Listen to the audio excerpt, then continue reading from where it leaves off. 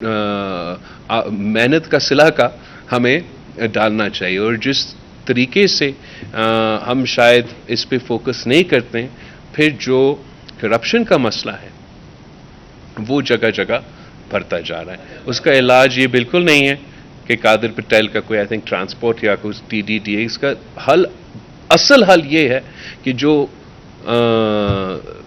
جو میرٹ پہ تنخواہ بنتا ہے وہ تنخواہ دیا جائے، تاکہ یہ دوسری چیزیں کو ہم کاؤنٹر کر سکیں۔ کون ہے سید؟ سولرائزیشن پہ جہاں تک آپ کا ڈرینیج کے اور واٹر ٹیبل کے سوال ہے وہ تو درست ہے۔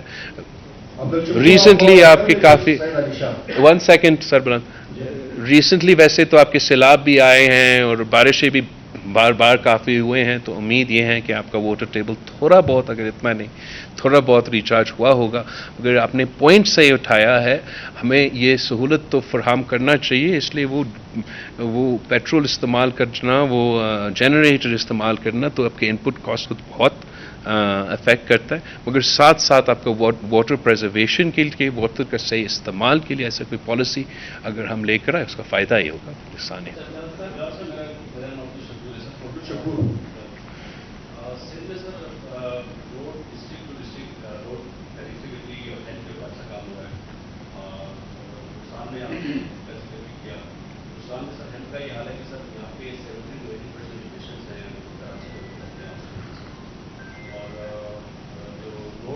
حادثات ہوتے ہیں سر، وہ اس سے کئی گنا زیادہ جو دہشت ہوتی ہے وہاں اس سے کئی گنا زیادہ ڈیتھس ہوتی ہے روڈ میں ہوتی ہے۔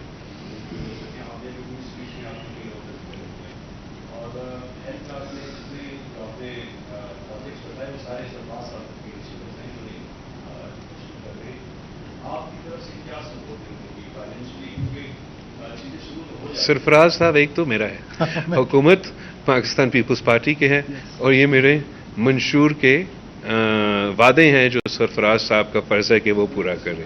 میں آپ کریں پورا۔ صرف شکور صاحب ایک چیز ایڈ کر دوں ود یور کائنڈ پرمیشن سے۔ میں نے جس دن اوتھ لیا تھا آفس میں، اس دن چیئرمین صاحب نے مجھے 3 چیزیں بتائی تھیں، ایک انرجی سیکٹر، ایک ہیلتھ سیکٹر اور ایک اسکل ڈیولپمنٹ۔ یہ 3 چیزیں تھیں جن پر ان کا فوکس تھا، اور یہ ہیلتھ کے جو انیشیٹوز آپ تھوڑے بہت دیکھ رہے ہیں، میں آپ کی بات سے اگری کرتا ہوں، یہاں پر حالات تو اس طرح نہیں ہیں، لیکن یہ جو انیشیٹو دیکھ رہے ہیں، چیئرمین صاحب کی گائیڈنس، ان کا ویژن اور سندھ گورنمنٹ کی سپورٹ، ہمارے سیکرٹری صاحبان ہیلتھ کے لیے they spend 7 long days there, secretary health and secretary finance. So this all جو کچھ ہو رہا ہے، اس کے پیچھے ویژن، اس کے پیچھے سپورٹ، اس کے پیچھے گائیڈنس آنریبل چیئرمین کی۔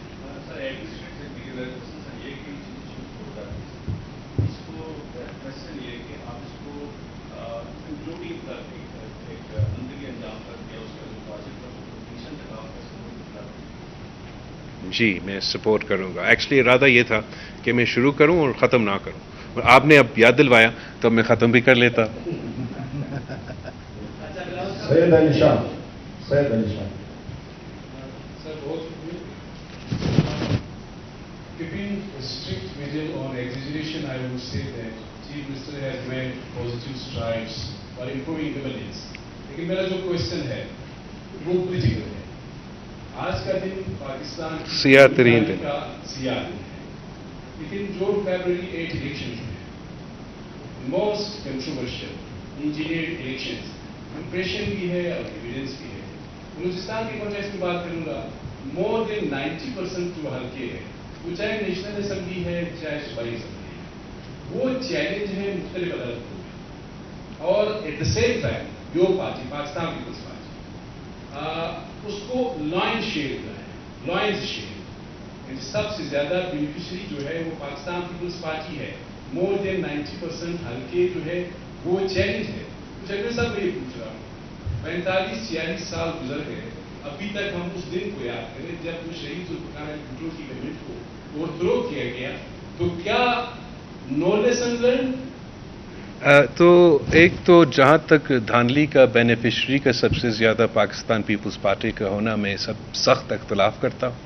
جو کیسز چل رہے ہیں اس وقت آپ کے ECP میں، پیپلز پارٹی کے لوگوں کے کیسز بھی چل رہے ہیں، نہ صرف آپ کا صوبہ بلوچستان میں مگر آپ کا صوبہ پنجاب میں، آپ کا صوبہ پختونخوا میں، پھر اب کراچی سے ای سی پی پہ تو نہ صرف اس الیکشن میں ویسے ہر الیکشن میں پاکستان پیپلز پارٹی کے کمپلینٹس رہتے ہیں، اور اگر کسی کا کنسسٹنٹ اپروچ رہا ہے الیکشن ریفارمز میں، ٹرانسپیرنٹ الیکشنز کرنے میں، تو وہ پاکستان پیپلز پارٹی کا راہ ہے۔ ہم ہر الیکشن ریفارمز کے پر نہ صرف بات کرتے ہیں، کام کرنے کے لیے تیار ہوتے ہیں۔ کبھی کوئی پارٹی مکر جاتا ہے، کبھی کوئی پارٹی مکر جاتا ہے، مگر پاکستان پیپلز پارٹی کے یہ ایمان ہے، ہم یہ مانتے ہیں کہ اگر صاف و شفاف الیکشنز ہوتے ہیں تو سب سے زیادہ فائدہ اس کا پاکستان پیپلز پارٹی اور پاکستان پیپلز پارٹی جیسے جماعت کا ہوگا، شارٹ ٹرم میں، لانگ ٹرم میں۔ کسی دوسرا جماعت کا شارٹ ٹرم کا فائدہ ہوگا، وہ آگے جا کے صاف و شفاف الیکشنز میں یقین نہیں رکھتے۔ جو آپ بلیک ڈے آپ پاکستان میں ہر دن کو سیاہ ترین دن، اور اب فیبروری 8 جو ہے وہ آپ یہ سوچیں کہ جولائی 5 کی طرح بلیک ڈے ہے سر۔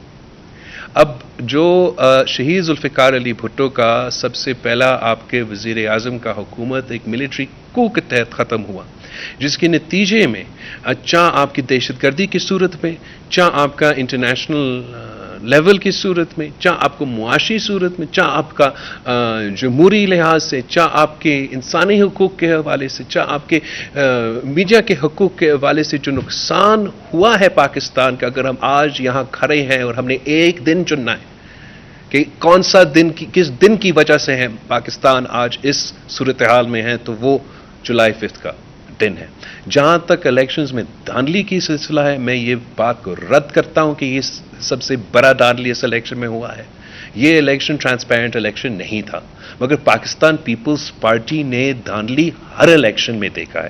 فرق اس الیکشن میں اور دوسرا الیکشنز میں یہ کہ ٹویٹر موجود، فیس بک موجود، یہ انسٹاگرام، ٹک ٹاک موجود، تو ذرا آپ لوگ بھی، ہمارے نوجوانوں بھی ان کو حیران ہو رہے ہیں کہ کیا کیا ہم اپنے آنکھوں سے دیکھ رہے ہیں۔ فیصلہ یہ کرنا ہے کہ اگر ہم نے یہ سلسلہ ختم کرنا ہے تو سیاستدانوں کو آ کے مل کے یہ کنسنسس بنانا پڑے گا کہ ہمارا میچ صحیح چلے، اور نہ صرف میچ صحیح چلے، پھر جو بھی وہ میچ جیتے ہم ان کو تسلیم کریں، اور جو ہمارا اس وقت کا سیاسی مخالفین ہے وہ جیتے یا ہارے انہوں نے رونا تھا، اور اگر ان کا یہ سوچ میں تبدیلی آئے کہ پولیٹیکل فورسز کے بجائے دہشت گردوں سے بات کرنے کے لیے تیار ہوتے، پولیٹیکل فورسز کے بجائے جنرلز اور ایجنسی سے بات کرنے کے لیے تیار ہوتے، اگر آپ کے سو کال جمہوریت کے نمائندے اور سول بالادستی کا نمائندے اور حقیقی آزادی دلوانے والے کا موقف یہ ہوگا، تو پھر جو آپ نے ایشو ہائی لائٹ کیا اس میں ہم تبدیلی نہیں لے کر آ سکیں گے۔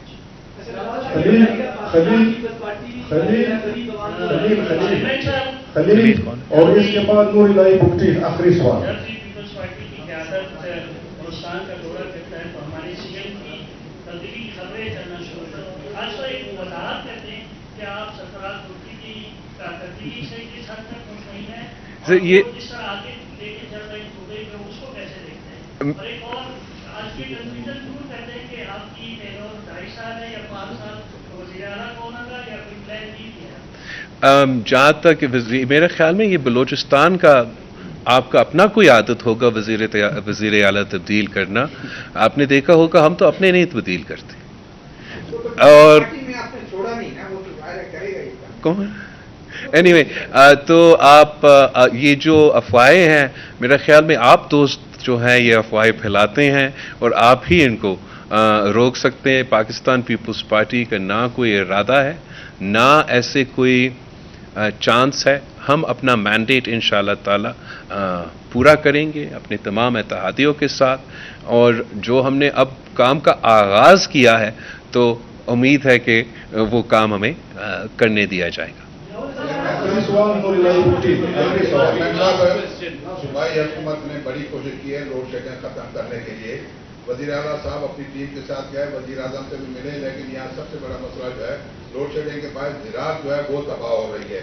तो इस सिलसिले में आप इनके लिए क्या करेंगे, क्योंकि यहाँ लोग हड़ताल करते हैं, हर रोज रोड खुला करते हैं, जिससे अमन का मसला भी पैदा होता है। आप बिल्कुल एक बहुत अहम इशू उठाए हैं और मैं एक सवाल मैं आपसे पूछूंगी, 15 मिनट की आपने ब्रीफिंग दी मीडिया को, इसमें 10 मिनट आपने खवातीन के हवाले से बात की, लेकिन किसी भी क्वेश्चन में खवातीन का नाम शामिल नहीं किया गया। 2 खवातीन यहाँ पर मौजूद हैं, ये नाइंसाफी है। दूसरी बात ये आपने मीडिया की प्रेस कॉन्फ्रेंस रखी है, चंद लोगों को सवालात का मौका देना ये नाजायज है बहुत ज्यादा। हमारे लोग यहाँ पर बैठे हैं, बलोचिस्तान के साथ हमेशा सुतेली माँ जैसा सलूक क्यों किया जाता है? आप फिक्र ना करें, ये आपका सुतेली माँ वाला सलूक नहीं है, हम ऐसे हर सुबह में करते हैं। और दूसरा जो है, ज़रूर हम ख़वातीन से सवाल लेना चाहिए, शुरू में लेना चाहिए था, बट मैं आपका सवाल का जवाब देना चाहूँगा कि आपने एक बहुत अच्छा इम्पोर्टेंट पॉइंट हाईलाइट किया, जो कि मेरे ख्याल में बलूचिस्तान का भी मसला है, मगर एक्चुअली पूरा मुल्क का मसला है। और मुझे तो बड़ा अजीब लगता है कि जब मैं इस्लामाबाद जाता हूँ तो वो कहते हैं कि हमने लोड शेडिंग ख़त्म कर दी, वो भी 2018 में।